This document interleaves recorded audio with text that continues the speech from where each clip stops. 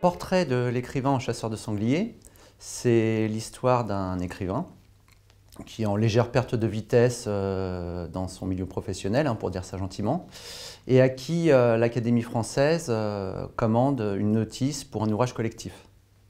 Alors, il n'en revient pas, parce que c'est quand même inespéré pour quelqu'un comme lui qui vit à la campagne et qui est loin des tumultes de la vie littéraire parisienne. Et donc, il se met à rêver de gloire et il se lance à corps perdu dans ce projet. Alors, le projet, plus exactement, c'est d'écrire un bref exposé, donc une notice, sur un écrivain ayant reçu le prix de l'Académie française, le prix du roman de l'Académie française, il y a une centaine d'années.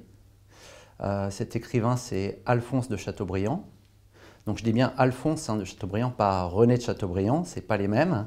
Il y en a un qui s'écrit avec un D et l'autre avec un T. C'est comme pour les Dupont de Tintin, poursuit Jean-Bastien.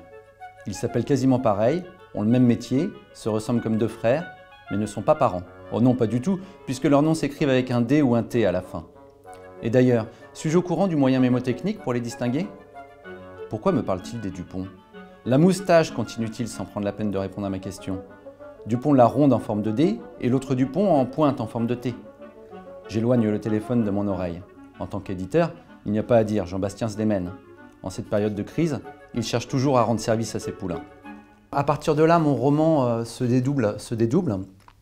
C'est-à-dire que d'une part, on va suivre les aventures du narrateur qui va se démener à raconter autour de lui, à qui veut l'entendre, le prestige de sa mission. Il répète qu'il travaille pour l'Académie française. Et puis, le problème, c'est que dans son milieu campagnard peuplé de vendeurs de saucisses ou de chasseurs de sangliers, eh bien, il se heurte à une indifférence qui lui pèse un peu.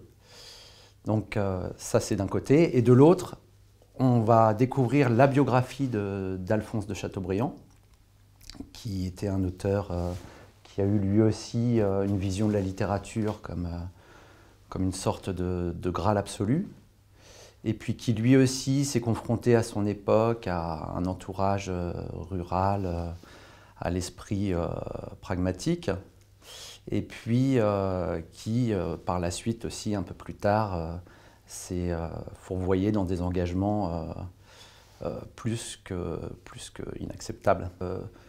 Le livre raconte les deux récits, la biographie de Chateaubriand et l'histoire de mon héros. Et les deux récits se croisent, se répondent et puis s'amusent un peu des mécanismes de la création qui doivent toujours composer avec l'ego de l'auteur ou ses rêves de gloire en fait.